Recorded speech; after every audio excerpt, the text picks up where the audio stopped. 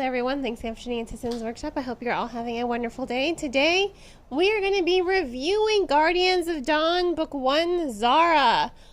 This book was marketed as Sailor Moon meets Cinder, and let me tell you, I love Sailor Moon. I just finished rewatching the entire Sailor Moon series with the new redub, which, by the way, that is cringe. The new redub is quite cringy. I just wish they had used. In any case, and I just finished rewatching all of Sailor Moon Crystal, including the Eternal movie, which I still need to see Cosmos. So, hurry up and bring it to the States so I can watch it legally, please. In any case, I love Sailor Moon, and I love Cinder by Marissa Mayer. For me, Marissa Mayer, she's honestly like the queen of fairy tale retellings. Her retellings are so unique, and they're just amazing. So when you tell me a book is going to be two of my favorite things combined, my expectations are high. Let me tell you, this book lived up to all of my expectations. I definitely got those magical girl vibes right from the beginning. I think Zhara is just a sweet and wholesome character. She loves her stepmother, even though she is manipulative and gaslights her a lot, and she loves her stepsister, and just the fact that when she meets people she finds attractive, which she finds, it doesn't matter their gender, she giggles. She has like this cute giggling thing that she does whenever she's shy around someone, and it's so cute and wholesome. I love that about the book. I loved her wholesomeness. I loved how she just came alive. And again, I definitely got those Sailor Moon magical girl vibes. Not even just Sailor Moon, like Cardcaptor Sakura too. Those are my two favorites. I loved both of those, and I saw them come alive in this book, but it was unique. You know, you had those magical girl tropes, but the story itself was unique. It was fresh. It was just wholesome. It was so wholesome. That's like the best word I can use for this book. And this was the young adult book club pick for Barnes & Noble, a few months ago. And that was one of the things we all agreed on in the book club meeting. The book was itself so wholesome. I loved it. I loved it so much. It was so sweet and wholesome, in that romance. And the friendships. Oh my God. I loved every single character in this book. Let me tell you.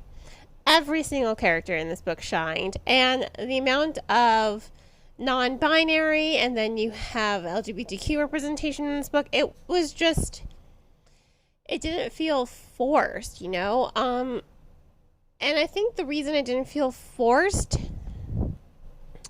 was because I read the author's note at the beginning of the book. So she was trying to really stay true to her roots and stay true to her culture.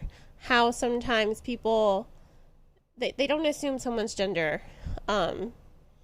They tend to use they just as part of their normal. There are a lot of cultures out there.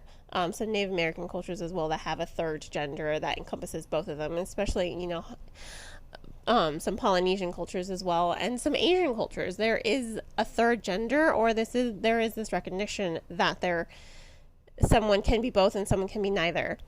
And it goes back, again, I read the author's note, and it's not something new. So to see her really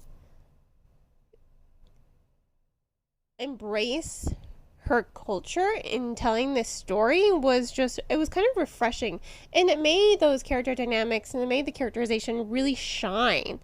It made, again, it was wholesome. It was just a shining breath of light reading this book. I was smiling the entire time. I was in love with it. It makes me feel light. And I do love Master Plum Blossom as well, which we're just going to call him that for right now. He's the prince, and I think it's great. He makes this joke about his muscles. They're like, you have muscles, do something. He's like, they're purely for aesthetics. He trains his body not to fight, just so that he can look pleasing. And I love, that was just comical. I was like, yes, a male character who acknowledges that his muscles are nothing but aesthetics. It was just light. It was refreshing. It was such a fun read for me. And it was enjoyable. And I think really that was my biggest takeaway for this book, that it was just light and it was lighthearted and it had such good character dynamics and it had this heartwarming wholesomeness to it from beginning to end. You know, it was just charismatic is the word for it. The book itself is charismatic. The characters are charismatic.